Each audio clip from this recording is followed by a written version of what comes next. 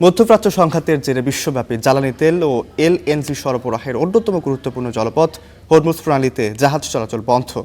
হামলা আতঙ্কে বিকল্প পথ ব্যবহারে মরিয়া জ্বালানি বহন করা জাহাজগুলো। এতে সবচেয়ে বিপাকে পড়েছে মধ্যপ্রাচ্যের তেল ও এলএনজির উপর নির্ভরশীল বাংলাদেশ সহ এশিয়ার দেশগুলো। বিশ্লেষকরা বলছেন, সংঘাত দীর্ঘায়িত হলে এসব দেশকে বিকল্প জ্বালানি উৎস খুঁজতে হবে।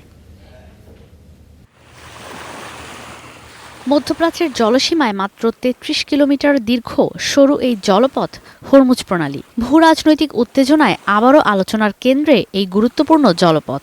মূলত ওমান আর ইরানের জলসীমার মধ্যে অবস্থিত সরু এই পথ মধ্যপ্রাচ্যের কয়েকটি দেশকে পারস্য উপসাগর আর গালফ অব ওমানের মধ্য দিয়ে আরব সাগরে যুক্ত করেছে।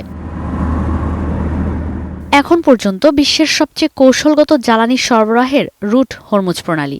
সৌদি আরব, সংযুক্ত আরব আমিরাত, কাতার, কুয়েত, ইরাক সহ মধ্যপ্রাচ্যের অনেক দেশের জ্বালানি হরমুজ প্রণালী দিয়ে পারস্য উপসাগর হয়ে বিশ্বের বিভিন্ন দেশে রপ্তানি হয়। দৈনিক ২ কোটি ব্যারেল অপরিশোধিত জ্বালানি তেলের গেটওয়ে এই জলপথ। প্রণালীটি দিয়ে কাতার সারা বিশ্বে সরবরাহ করে সবচেয়ে বেশি তরলীকৃত প্রাকৃতিক গ্যাস। কাতার ও সংযুক্ত আরব আমিরাত থেকে এই পথ দিয়ে ৭২% এলএনজি যায় বাংলাদেশে, ভারতে যায় ৫৩%।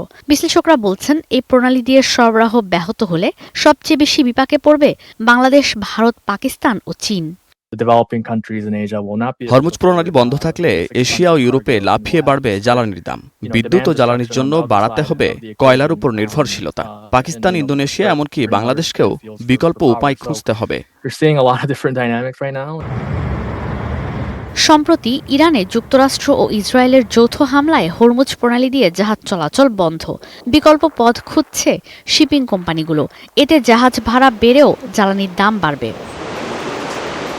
বিশ্লেষকরা বলছেন, যদি কোনোভাবে জ্বালানি তেলের দাম $100 থেকে $150 ওঠে, এশিয়ার আমদানি রপ্তানিতে ব্যাপক প্রভাব পড়বে। দক্ষিণ এশিয়ায় বেড়ে যেতে পারে মূল্যস্ফীতি, যা থেকে রেহাই পাবে না বাংলাদেশও। ঈশিতা ব্রহ্ম, স্টার নিউজ।